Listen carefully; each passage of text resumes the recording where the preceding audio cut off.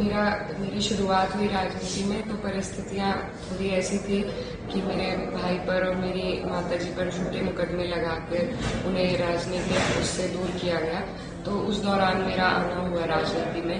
मेरे पिताजी, मैं बहुत छोटी थी जब उनका देहांत हो गया, लेकिन उन्होंने हमेशा उन्होंने भी आगे बढ़ाया, लेकिन ज़्यादा बड़ा योगदान इसमें मेरी माताजी का रहा है।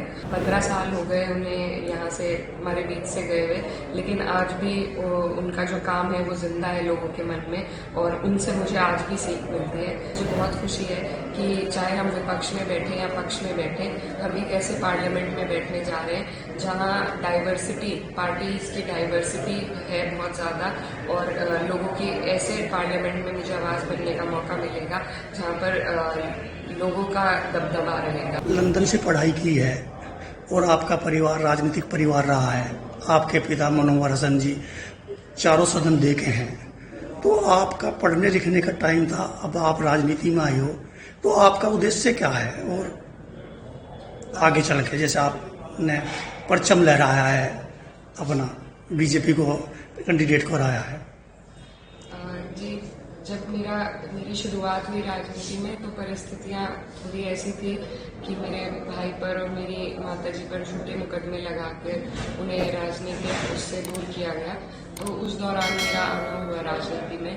तो कठिन परिस्थितियां थी, लेकिन उसके बाद मेरी खुद की दिलचस्पी बढ़ी। 2 साल तक मैं 2-3 साल मुझे हो गए लगातार फील्ड पर रहते हुए, और मुझे भी ये महसूस हुआ कि जो मेरे जैसे जो लोग हैं, जो युवा हैं, जो देश के लिए चिंतित हैं, हमें भी ज़रूरत है कि हम लोग खुद घुसकर देश की राजनीति में और अंदर से कुछ सुधार अगर हमारे प्रयास से आ सके तो वो लाने का यही वक्त है।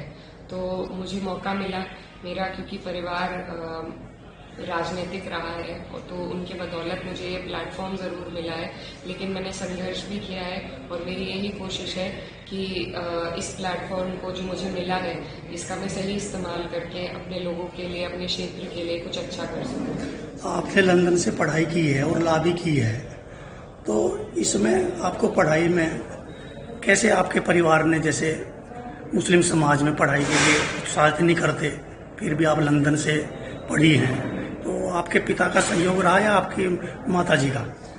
जी, मेरे पिताजी, मैं बहुत छोटी थी जब उनका देहांत हो गया, लेकिन उन्होंने हमेशा उन्होंने भी आगे बढ़ाया, लेकिन ज़्यादा बड़ा योगदान इसमें मेरी माताजी का रहा है। उन्होंने जिस तरीके से हमारी परवरिश करी, उन्होंने हमेशा पढ़ाई पर ध्यान दिया।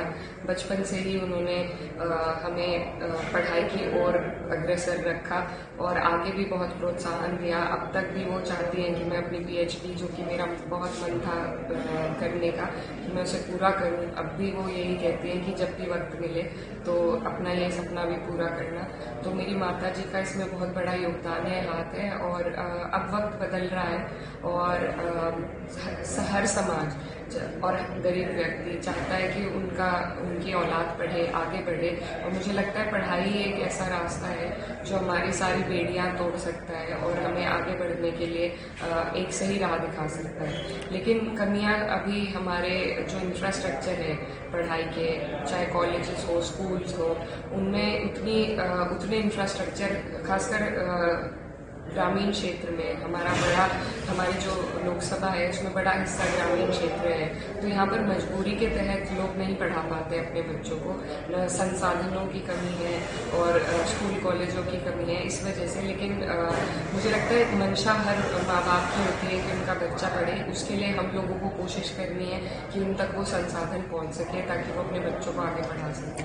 आपने राजनीतिक गुर अपनी माताजी से या पिताजी से या भाई से किससे सीखे हैं? क्योंकि आपने इस चुनाव में और पहले भी अपने भाई के चुनाव में सब विपक्षियों को धूल चटाई है।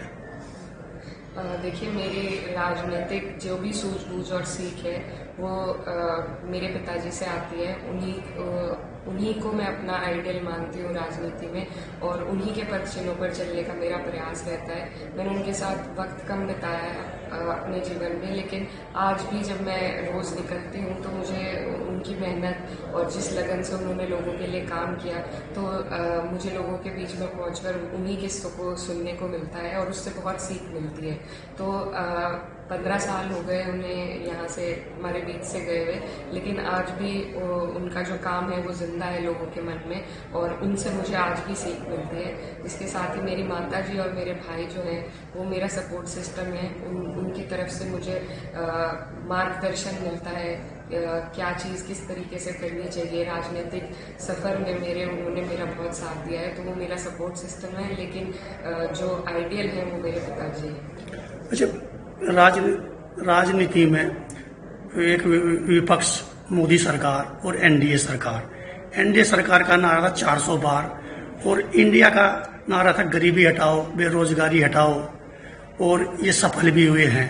और अब सरकार जो बनने जा रही है वो जोड़ तोड़ की सरकार बनने जा रही है, तो इसका क्या प्रभाव पड़ेगा देश पर? देखिए, ये बहुत बेहतर संकेत है, क्योंकि पिछले 2 टर्म के मुकाबले अगर हम इस रिजल्ट को देखें इस बार के, तो इसमें लोगों ने ये मैंडेट के जरिए अपना जवाब दिया है कि अब भाजपा की जो देश में विभाजन फैलाने वाली राजनीति है उससे लोग थक चुके हैं, और अब लोग अपने मुद्दों पर बात करना चाहते हैं। चाहे बेरोजगारी हो, बढ़ती महंगाई हो, और शिक्षा के क्षेत्र में जो अभाव है उसकी वजह हो, बच्चों के लिए नौकरी हो, तो इसी के जवाब में ये चुनाव जनता ने लड़ा है, और जनता ने ये जवाब भाजपा को दिया है, और इसी जवाब के तहत भाजपा की सरकार नहीं बन पाई है। तो ये जो जोड़ तोड़ की सरकार है, मुझे उम्मीद है कि पिछले 2 टर्म के मुकाबले ये हमारे देश में लोकतंत्र को वापस लाएगी, लोकतंत्र को मजबूत करने का काम करेगी, और जो दबाव रहेगा पार्लियामेंट जिसकी भी सरकार बनती है, एक दबाव जनता का रहेगा, जो कि बहुत बेहतर संकेत है लोकतंत्र के लिए।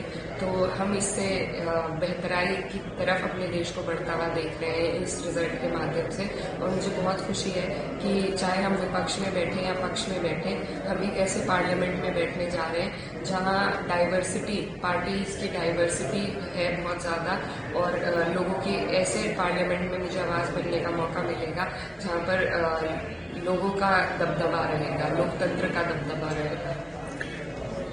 क्षेत्रवासियों ने आपको, हर बिरादरी ने वोट दिया है, क्या आप उनके उस पर खरी उतर पाएंगी? जी बिल्कुल, मैं सौभाग्यशाली हूँ, और दिल से मैं सभी का धन्यवाद देती हूँ। जिस तरीके से सर्व समाज ने मुझे अपनी बेटी मानकर यहाँ से जिताने का काम किया, तो ये आभार है मेरे दिल में, और इसका बदल मैं उन्हें पूर्ण रूप से समर्पित होकर उनकी सेवा करके देना चाहूँगी।